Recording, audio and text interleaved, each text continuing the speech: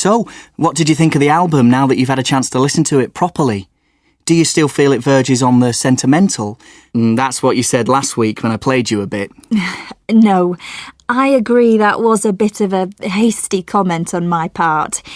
It's atmospheric music, kind of nostalgic in places, which is odd given that they're really young, this band. It reminds me of sort of 1970s film noir, if you know what I mean. I do know what you mean, but whilst I agree that it creates a certain atmosphere, I couldn't see it as a film soundtrack somehow. No, I didn't mean that. But it is mood music. Yes. I'd really like to hear them live, to see if they can create that sort of sultry late-night sound on stage. It's the sort of thing that might not sound the same in broad daylight.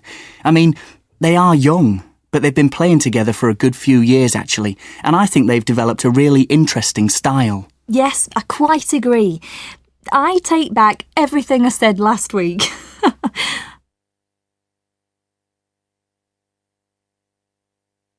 Now play the recording again.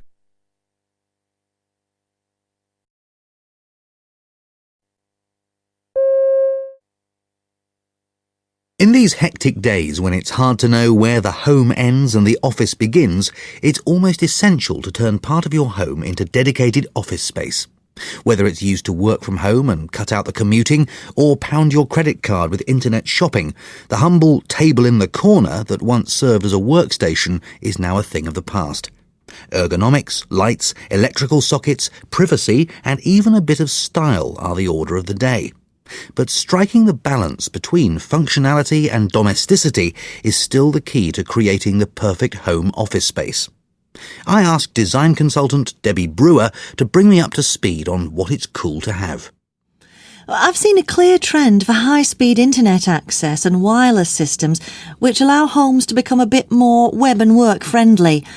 The functional trestle, whether in wood or steel, is therefore a must. It provides simple support and allows you to move freely around, though some people insist on putting either drawers or filing cabinets underneath to create something not a million miles away from the old knee-hole desk of days gone by. Now play the recording again.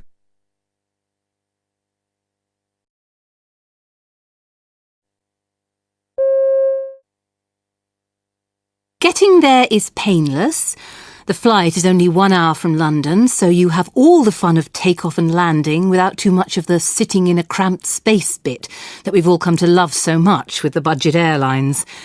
An excellent feature of the city, though, is that it's not that good for shopping. So, once you've bought the obligatory souvenir from the market, you're not likely to be tempted to spend any more money. And because it's not much of a culinary capital either, you don't have to traipse round trying to locate the best place to get the absolutely authentic fondue or pancake. That's right. You just eat anywhere in order to keep yourself going for the sightseeing, most of which is done on foot and which is certainly worth the effort. Pleasant though wandering around the medieval centre can be, you have to be careful. The streets are a maze, so there's plenty of room for map-reading nightmares. And although this is statistically regarded as a safe city by international standards, lost tourists clutching maps are a bit of a sitting target for petty criminals here as everywhere. Now play the recording again.